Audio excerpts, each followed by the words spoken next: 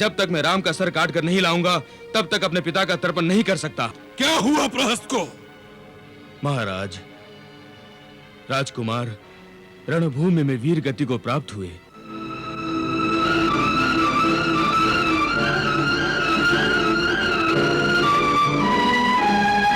इस शूरवीर का मृत शरीर सम्मान के साथ लंका पहुंचा दिया जाए।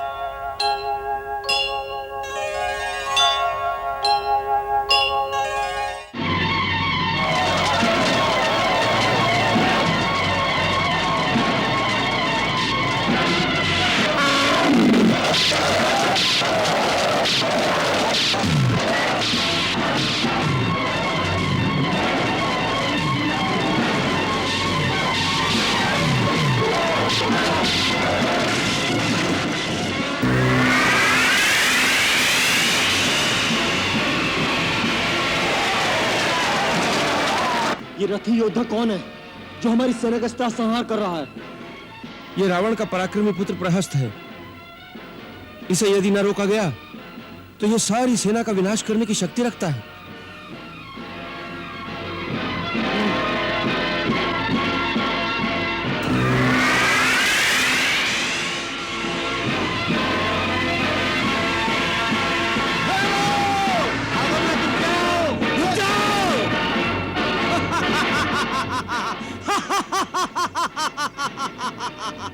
कायरों, कहां भाग रहे हो?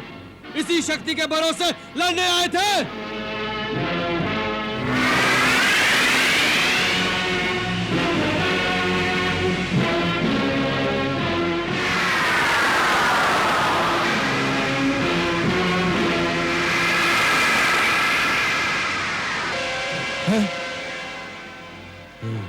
कोई बात नहीं, दूसरा बाण ले लो। अच्छा हुआ तुम आ गए। मैं तुम्हारी ही प्रतीक्षा कर रहा था, इसीलिए तुम्हारी इस वानर सेना को इतना त्रास दे रहा था ताकि तुम दोनों भाई उनकी रक्षा के लिए स्वयं आ जाओ, जिससे तुम दोनों को एक साथ मारना मेरे लिए आसान हो जाएगा।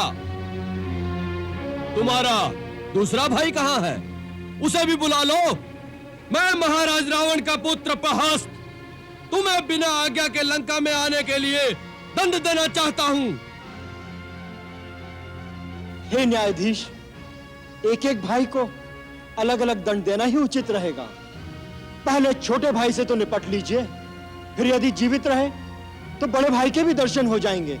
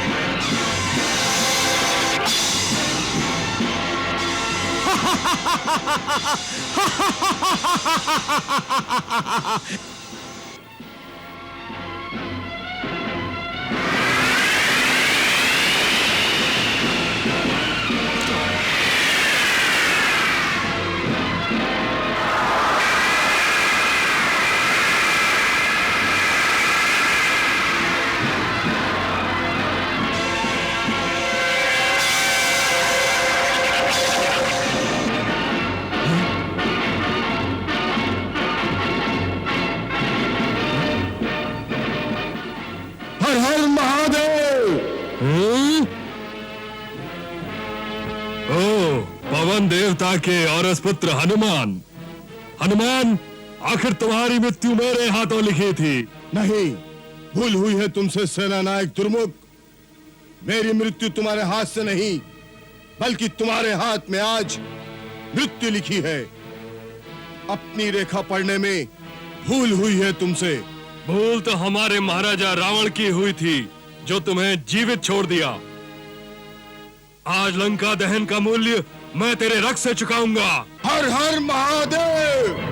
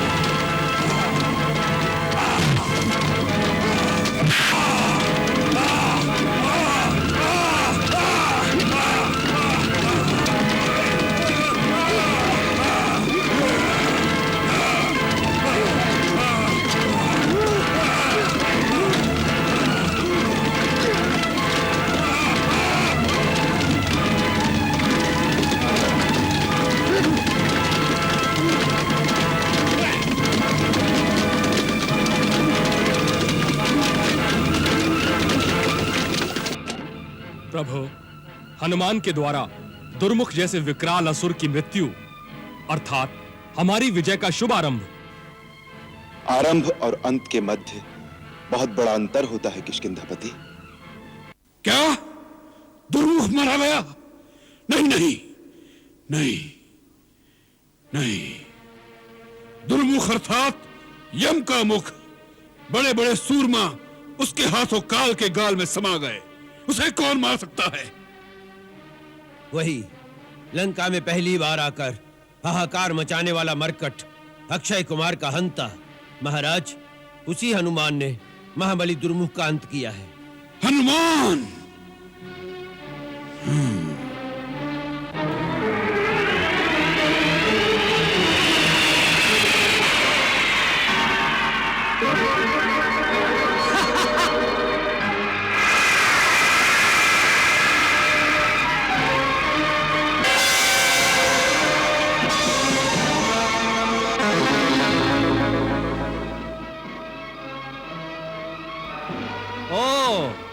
तो अपनी माया दिखाते हो? मायावी तो तुम लोग हो। तो लो, इसे संभालो।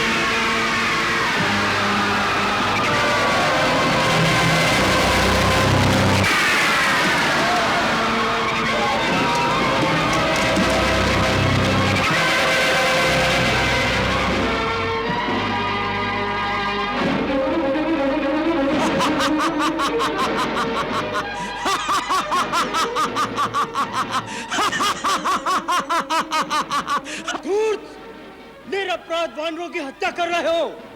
तुम जीवित रहने के योग्य नहीं।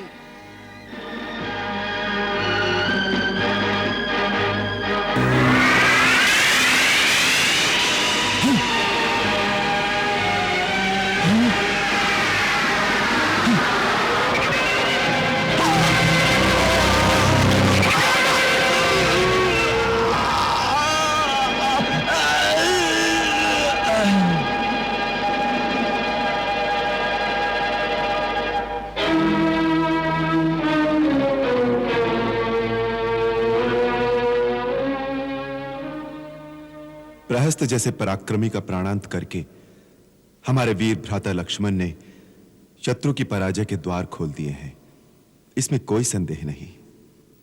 पुत्र की मृत्यु के आघात से तिल मिलाकर रावण प्रतिघात के लिए भीषण प्रहार करेगा। अब हमें पूरी तरह सावधान रहना चाहिए। सावधान तो वो नहीं रहता ऋक्षराज, जिसके अंतर की ज्वाला बुझ जाती है। मेरे अंदर ज्वालामुखी दहक रहा है, ज्वालामुखी। मैं रावण और मेघनाथ के आने की प्रतीक्षा कर रहा हूं। बोलो, बोलते क्यों नहीं?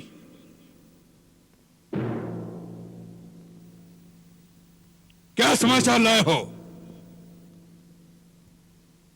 महाराज, बड़ा अशुभ समाचार है। रावण के दरबार में आकर अशुभ भी शुभ हो जाता है। बोलो, क्या समाचार है? महाराज, राजकुमार प्रहस्त। प्रहस्त? क्या हुआ प्रहस्त को? महाराज, राजकुमार रणभूमि में वीर गति को प्राप्त हुए।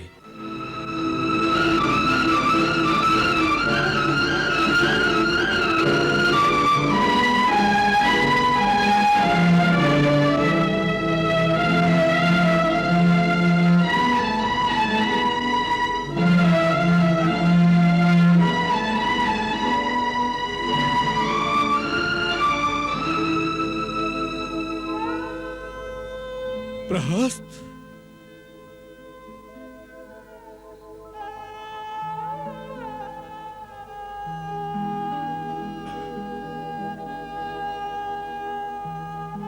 प्रहस्त,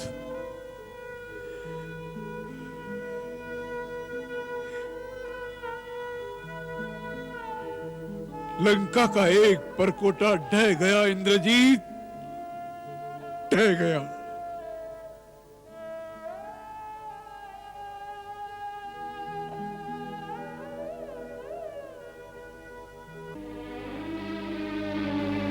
मैं प्रहस्त का बदला लूंगा पिताश्री। लक्ष्मण को ही नहीं, राम के एक एक भाई को अयोध्या तक नहीं छोड़ूंगा। जब तक चारों भाइयों को मारकर प्रहस्त का बदला नहीं लूंगा, लंका वापस नहीं लौटूंगा। नहीं युवराज, नहीं युवराज, यह अवसर मुझे प्रदान किया जाए। महाराज, राम का वध करने का प्रथम अधिकार मुझे है, क्योंकि उसने मेरे पिता का वध किया है। मुझे माता के वचनों की आन रखनी है। महाराज, मेरी माता ने प्रण किया है, जब तक मैं राम का सर काट कर नहीं लाऊंगा, तब तक अपने पिता का तर्पण नहीं कर सकता। हम तुम्हारी माता की भावनाओं का आदर करते हैं वीर मकराक्ष। वह जैसा कहे तुम वैसा ही करो, परंतु आज ही करो, नहीं तो हम स्वयं रणभूमि में जाने की बात सोच रहे हैं। हम इस युद्ध को लंबा नहीं करना चाहते। महाराज, मुझे एक अवसर दिया जाए। मैं उस रणभूमि में पहुंचकर प्रलय मचा दूंगा। शत्रु के संग्राम क्षेत्र को मैं शमशान क्षेत्र बना दूंगा। प्रतिहिंसा की अग्नि मेरे अंतर्मन में तब से धधक रही है, जब दंडका रण में मेरे पिता खर और काका दूषण ने सारी सेना के साथ अपनी आहुति दी थी। महाराज, आपको पता नहीं, मेरी माता ने मेरे पिता श्री खर के मरने के पश्चात आज तक अपने सुहाग को नहीं उतारा है। मृतक शरीर की आत्मा को शांति देने के लिए अभी तक तर्पण नहीं हुआ है।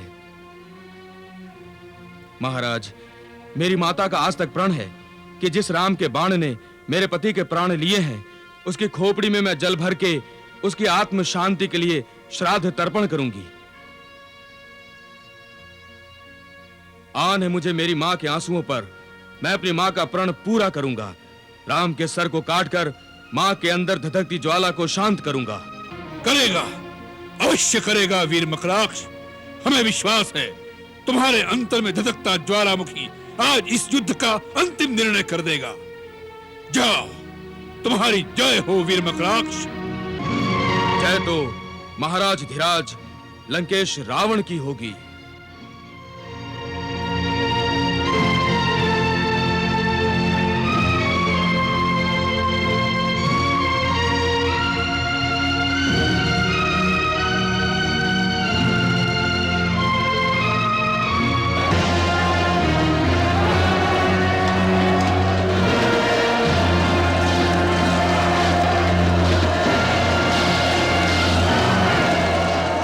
कौन है ये? क्या रावण आ गया?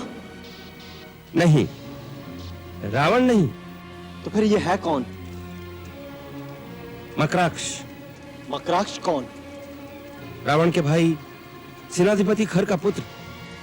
खर जो पंचवटी में था? हाँ, वही। उसके मन में भी प्रतिशोध की ज्वाला भड़क रही होगी। अरे, ये तो सब कुछ चीरता हुआ चला आ रहा है, परंतु अंगद ने इसे रोक लिया है। वो परम योद्धा है लक्ष्मण, अकेले अंगद के बस का नहीं। अच्छी बात है, मैं सो जाऊंगा। तुम जो भी हो, मुझसे युद्ध किए बिना आगे नहीं जा सकते। मैं मच्छरों से युद्ध के लिए नहीं आया हूं। कहां है तेरा राम? मेरा युद्ध केवल राम से ही होगा। मेरा यह प्रण है, मैं राम का मस्तक लेकर ही जाऊंगा। राम का मस्तक मांगने कौन आया है? इतनी बड़बड़ कर बातें बना रहा है, कौन है तू? तुम्हें मेरे नाम से क्या लेना? एक बार केवल राम को मेरे सामने लाकर खड़ा कर दो। कहां है तेरा राम? कौन हो तुम जो इतना भी नहीं जानते? जब भी श्री राम का नाम लिया जाता है, बड़े आदर से लिया जाता है। आदर तो वीरों का होता है, उसका नहीं जो कायरों की भांति कहीं मुंह छुपाए बैठा हो। जाकर उससे कहो, क्षत्राणी का दूध पिया हो तो वो आकर रणभूमि में सामना करे। उसे कोई युद्ध के लिए ललकार रहा है। कोई चूहा किसी शेर की गुफा के सामने आके पुकारे, बाहर आओ, मेरे साथ युद्ध करो, तो क्या शेर को हाथ जोड़कर उसके सामने आकर खड़ा हो जाना चाहिए? मूर्ख! जो जीवा श्री राम का अनादर करती है वो फिर बोलने योग्य नहीं रहती, उसी समय काट दी जाती है। तुम मुझे अज्ञानी बालक की भांति तर्क कर रहे हो, इसलिए मुझे तुम पर और तुम्हारी मां के आंसुओं पर दया आती है। मेरी माँ एक राक्षस माता है। वो और स्त्रियों की भांति रोना धोना नहीं जानती। उसी माँ ने मुझे आज्ञा दी है कि जाकर उस राम का मस्तक काट कर मेरे सामने लाओ। अब क्या होगा? क्योंकि हमारे रहते श्री राम तक तुम्हारा पहुंचना असंभव है। हाँ, यदि तुम अपनी मां को प्रसन्न करना चाहते हो तो श्री राम के मुखारबिंद का एक चित्र ले जाओ, उसके दर्शन मात्र से ही वो प्रसन्न हो जाएंगी। हाँ, बच्चों को जैसे चित्र में चंदा मामा दिखा देते हैं, ऐसे उसे श्री राम दिखा देना। लक्ष्मण, अंगद,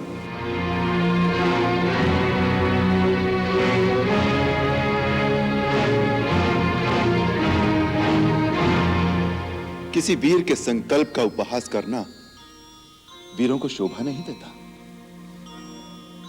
राजकुमार अंगद, इस वीर ने हमें युद्ध के लिए ललकारा है और युद्ध की चुनौती स्वीकार करना ही सच्चे क्षत्रिय का धर्म है।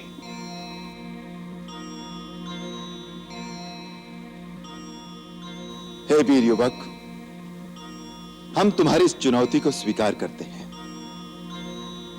तुमने हमारा मस्तक मांगा है, अपना परिचय नहीं दिया कि किस अधिकार से तुम्हें हमारा मस्तक दिया जाए। मैं राक्षस राज खर का पुत्र मकराक्ष हूँ। मेरा अधिकार मेरी माता के संकल्प से है। मेरा अधिकार तुम्हारे हाथों मेरे पिता के वध के कारण से भी है। मेरे शूरवीर पिता जनपद अधिनायक राक्षस राज खर पंचवटी में तुमसे युद्ध करते हुए वीर गति को प्राप्त हुए। उनका पुत्र होने के नाते इस बात का प्रतिशोध लेने के लिए मैं तुम्हें युद्ध के लिए ललकारता हूं। मेरी माता का यह संकल्प है, जिस राम के बाण ने मेरे पति का सर विच्छेद किया है, उसी राम की खोपड़ी में भरे हुए जल द्वारा मैं अपने पिता का श्राद्ध तर्पण कर सकता हूं। मेरी माता के इसी संकल्प ने तुमसे युद्ध करके तुम्हारा मस्तक काटने का अधिकार दिया है। अवश्य, मैं तुम्हारे इस अधिकार को स्वीकार करता हूं। मैं तुम्हें वीर मानता हूं युवक, कि अपना मस्तक संकट में डालकर पिता के शत्रु का मस्तक लेने रणभूमि में आ गए हो। किसका मस्तक संकट में है, अभी निर्णय हो जाएगा। युद्ध केवल मेरा और तुम्हारा होगा, कोई अन्य महारथी बीच में नहीं आएगा। बोलो, मेरी चुनौती स्वीकार है? तुम्हारी हर इच्छा पूर्ण होगी वीरासुर। और सुनो, मैं तुम्हें वचन देता हूं कि यदि तुम्हारे हाथ मुझे वीर गति प्राप्त हो तो मेरे इस मस्तक पर तुम्हारा अधिकार होगा। मरणोपरांत मैं ये मस्तक तुम्हें दान करता हूं। विभीषण, सुग्रीव, अंगद, आप सब मेरे इस वचन के साक्षी हैं। लक्ष्मण जी भैया, मेरे इस वचन को पूर्ण करना तुम्हारा धर्म होगा। रघुवंशियों के वचन का मोल तुम भली भांति जानते हो।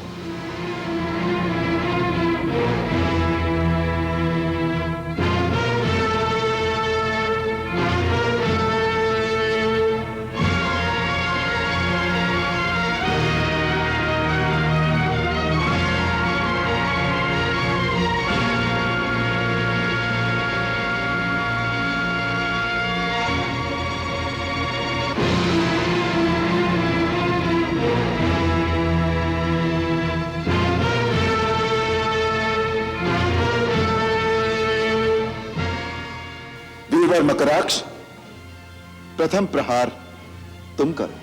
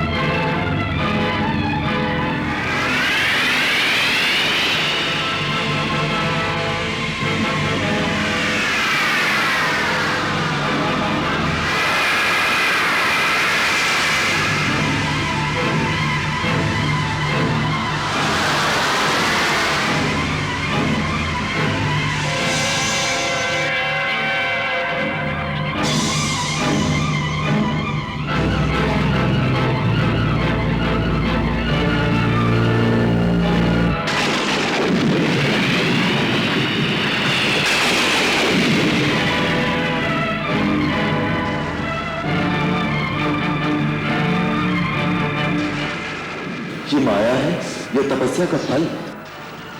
प्रभु, उसने पवन के देवता वायु और वर्षा के देवता वरुण को अपने वश में कर रखा है। ये सब उन्हीं के दिए हुए दिव्य वरों का प्रभाव है।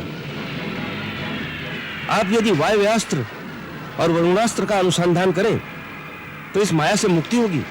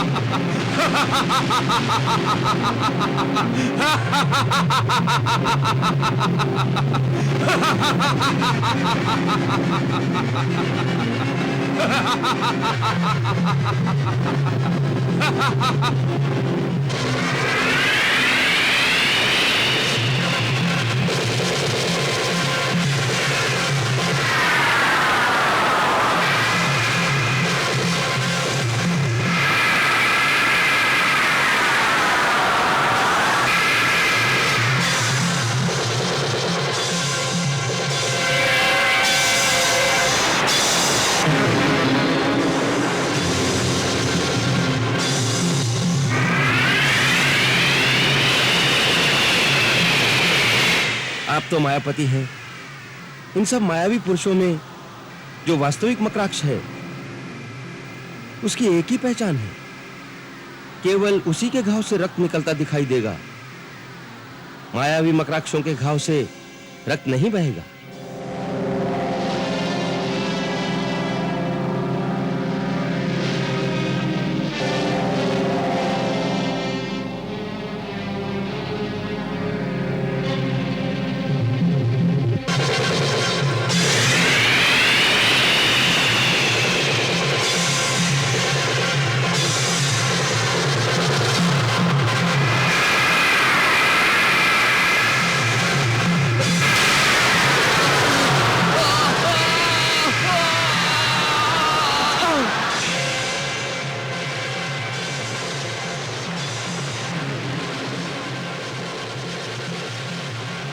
श्री राम प्रभु की जय। श्री राम प्रभु की जय। श्री राम प्रभु की जय।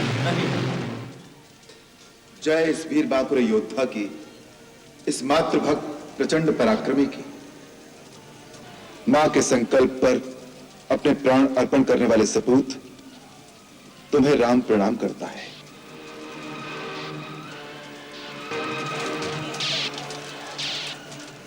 महाराज सुग्रीव, प्रभु, इस शूरवीर का मृत शरीर सम्मान के साथ लंका पहुंचा दिया जाए।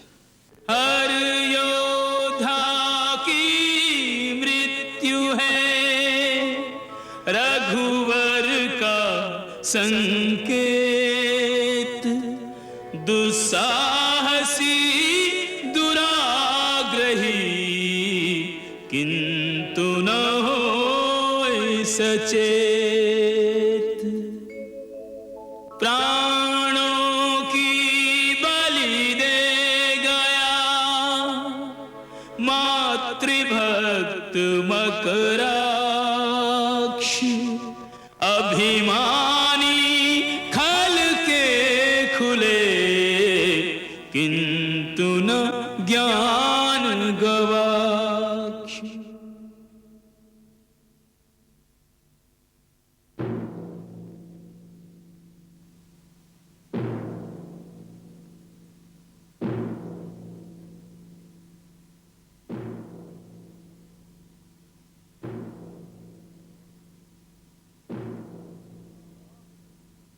वीर मकराक्ष, तुम तो वीरों की भांति रणभूमि में अपने प्राण देकर गौरव से ऊंचा मस्तक किए उस लोक में अपने पिता के पास चले गए। परंतु लज्जा से हमारा मस्तक झुका गए। आज हम तुम्हारे पिता के ऋणी हो गए। हम वीर खर को क्या उत्तर देंगे जो अपना पुत्र हमें सौंप गए थे? हम वानरों से उसकी रक्षा न कर सके। ये दाग हम कैसे धोएंगे? ये ऋण हम कैसे चुकाएंगे? आज्ञा दीजिए पिताश्री, राम और लक्ष्मण के रक्त से ये दाग मैं आज ही धो सकता हूं। आपका ये ऋण मैं चुकाऊंगा। नहीं मेघनाद, ये ऋण हमारा है और इसे हम ही चुकाएंगे, अन्यथा हम हमारे भाई खर को क्या मुंह दिखाएंगे? जब हमारा पुत्र प्रहस्त मारा गया तब हमें शोक अवश्य हुआ था, परंतु उसके मृत्यु से हम लज्जित नहीं हुए थे, क्योंकि वो हमारा पुत्र था, हमारा धन था, हमने लुटा दिया।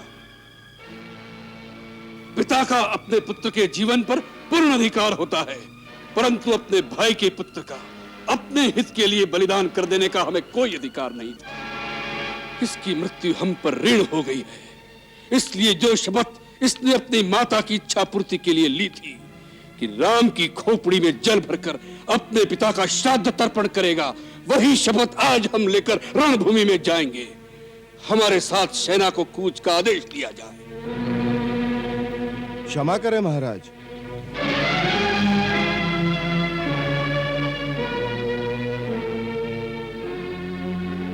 यह रणनीति के विरुद्ध होगा।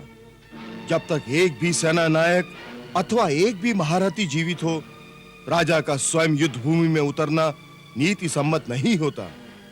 एक तो उससे राजा की शक्तिहीनता का आभास होता है, दूसरे सेनापति अथवा महारथी की मृत्यु से राजा पराजित नहीं होता, परंतु यदि राजा को कुछ हो जाए तो सारे देश की पराजय उसी क्षण ही हो जाती है। सेनापति कंपन, तुम केवल सिंहासन की शोभा बढ़ाने वाले किसी राजा से बात नहीं कर रहे, तुम महारथियों के महारथी, तीनों लोकों के विजेता, परम शूरवीर रावण से बात कर रहे हो।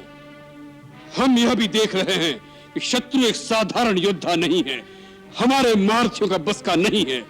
वह इसी प्रकार हमारे महारथियों का एक एक दो करके अंत करता रहेगा तो हमारी सेना का मनोबल दिन प्रतिदिन क्षीण होता जाएगा और उसका यश और मनोबल उसी प्रकार भड़क उठेगा जिस प्रकार यज्ञ में घृत की आहुति पड़ने से अग्नि की ज्वाला भड़क उठती है। इससे पहले कि वह ज्वाला उसकी यज्ञशाला से फैलकर हमारे सारे देश को भस्म कर दे, हम आज ही उसकी यज्ञशाला को विध्वंस कर देंगे। इस युद्ध का लंबा होना लंका के हित में नहीं है। हमारे कूच का डंका बजाया जाए।